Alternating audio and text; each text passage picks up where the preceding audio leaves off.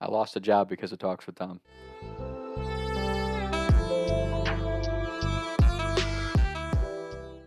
This was last year. I was applying for a lot of jobs. This Catholic company has a script writing and YouTube producer position. I'm like, bet.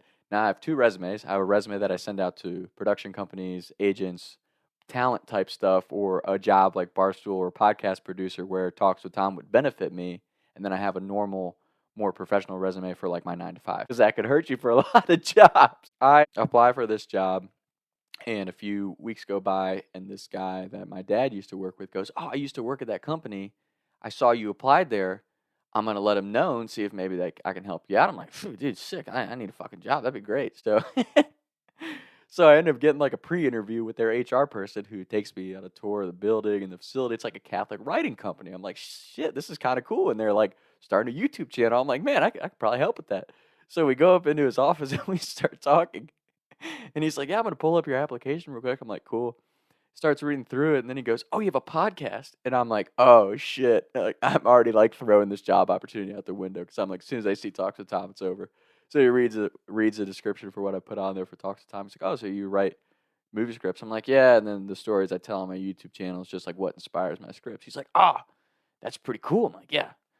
Don't click on the links. Like, so I'm thinking in my head, don't click the fucking link. So he's like, "Well, actually, you're a really good fit for this position. I'm going to move your name up to the front so the hiring team sees it first." I'm like, "Dude, let's go." Like, sick. A couple more weeks pass because he said they do like a really thorough interview process. So I get a first call. It's like a basic, what's your name, what money you're looking to make, salary stuff. I'm like, "Yeah, this is it." Goes pretty well. I'm like, "Cool." Second call, it's like a 15-minute phone interview. It goes cool. I get to the third stage with Zoom with the president of the company. He's like, "Yeah, Tom, like you're a really good fit for this position. Now I don't know if they've told you about this position. We're looking to do like raw, unfiltered stories of like where you've had a rough spot in life and you come out of it and lead you back to your faith or whatever." I'm like, "Dude, they must have already seen Talks with Tom." I'm like, "Yeah, man, I'm living that shit right now, right?" Because I mean, that's the whole point of why I tell this shit out here. Is like, look, I've done a lot of stupid, messed up shit, but at the end of the day, I feel like it's taught me a lesson that helped me get to a better place in life, and I hope that whatever you are going through, that you have the same outcome. So, I think the interview goes great. He seems like I felt like we hit it off, right? They wanted to know if I was Catholic. I'm like, "Yeah, I'm Catholic." Finish up the interview process, and I think I might get this job. A few more weeks pass. I'm golfing with my dad. The company calls, and I look at the number. I'm like, "Oh, cool, okay, cool."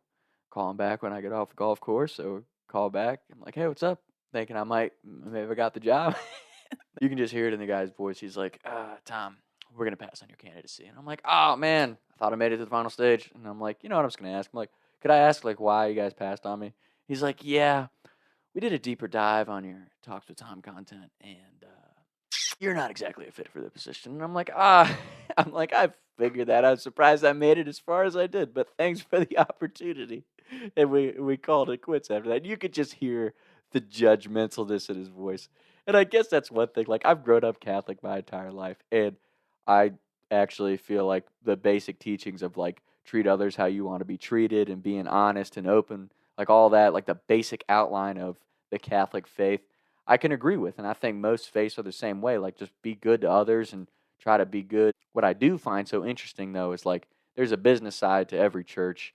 And I've worked for a couple of organizations that represent the church or the Catholic faith. And it's just like you have all these people in there who say they want to be real with kids. And we don't know we don't know why we can't get the youth, the high school, college age, mid-20s and 30s in there. And I'm like, the thing is, all those organizations and stuff is like they have the Catholic brand, right? But like, I don't really want to be real. You can't be open and real about the stuff that we talk about. Ain't nobody, when you pull up to church, if you're listening to Future, Drake, or Lil Wayne, or any of the people that we grew up with, people are judging the fuck out of you as soon as you get out of your car.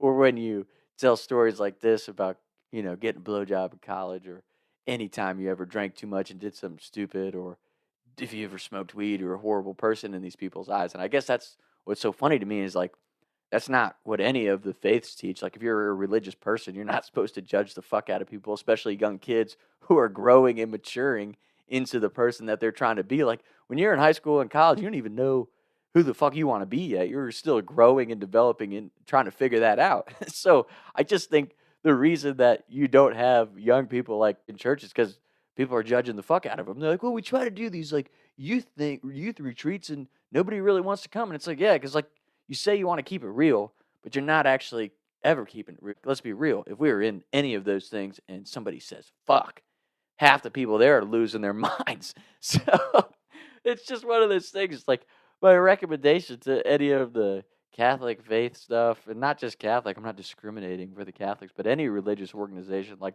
if you really want to keep it real with the youth, you got to keep it real. I think that's something that, for me, like the reason that stuff I never really vibed with any of that stuff is because it's all the adults who act like they didn't have a childhood where they did stupid shit, never made a mistake in their life. Like, that doesn't connect with me at all. Like, I've been the fuck up my entire life. Like, you're not going to connect with me on that. So it was just so funny with that particular job application of like, you say you want real truthful moments, but yet when you see someone who's doing that, you're like, oh, this kid, we could never hire somebody like him. And it's like, oh, well, you're not really what you say you are then, in my opinion, but maybe, I'm professional or not, at least I keep it real on here. So that's my story on how I lost my job opportunity from Talks with Tom. But honestly, I don't regret that shit. People's opinions are the cheapest commodity you can buy. And the quicker you learn that in life, the better. If you have like a small circle of friends and family that genuinely care about you and they're trying to give you advice, someone who's lived those experiences and is trying to, hey man, I've been there. This is what I would do if I could do it over again. That's different. But as far as other people who judge you and try to have an opinion on things that they don't know about, fuck them. Opinions are the cheapest commodity you can buy. Just going to say this honestly. If someone's giving you shit for something like getting rejected by a chick if you ask her out, or not getting a job when you're chasing your dream, or they're giving you shit about your music or your podcast or whatever you're trying to do, at least you're doing it.